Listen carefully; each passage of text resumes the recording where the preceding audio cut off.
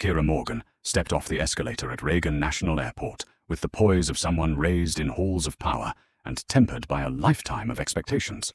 A tailored navy suit hugged her frame, and a leather briefcase swung effortlessly from her shoulder.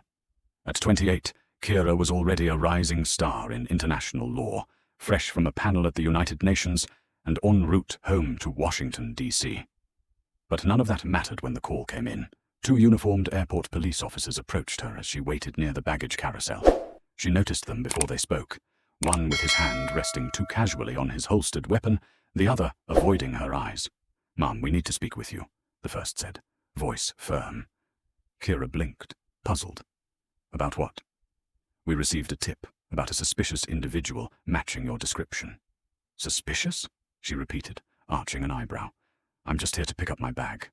"Do you have identification?" the second officer asked. "Of course." She reached slowly into her bag, mindful of their watching eyes, and handed over her government-issued ID. "Kira Morgan, I work with the International Criminal Court." They didn't even glance at the credentials. Instead, the first officer stepped behind her and snapped handcuffs around her wrists before she could react. By the time they got her into the security office, a supervising officer entered the room, holding her ID and a pale expression. "Uncuff her," he said sharply. The officers hesitated. "Now." Click. The cuffs fell away. "I am deeply sorry, Ms. Morgan," the supervisor stammered. "There was an anonymous tip, a mix-up." "A mix-up," she echoed. "I told you who I was. You ignored me."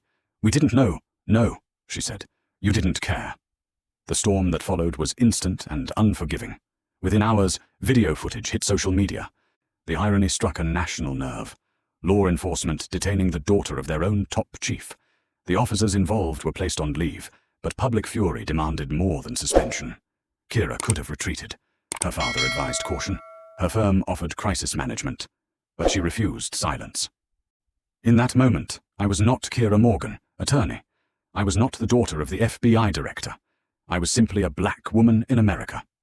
And that was all it took to be deemed a threat. The silence in the hearing room was palpable. She didn't stop there.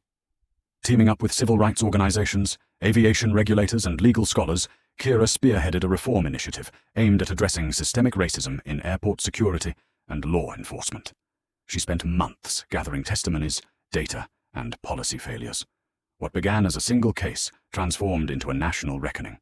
Her efforts led to the creation of new federal security protocols, the Morgan Protocols, mandating rigorous bias training, accountability for anonymous tips, civilian oversight panels, and body cam requirements for all airport police interactions.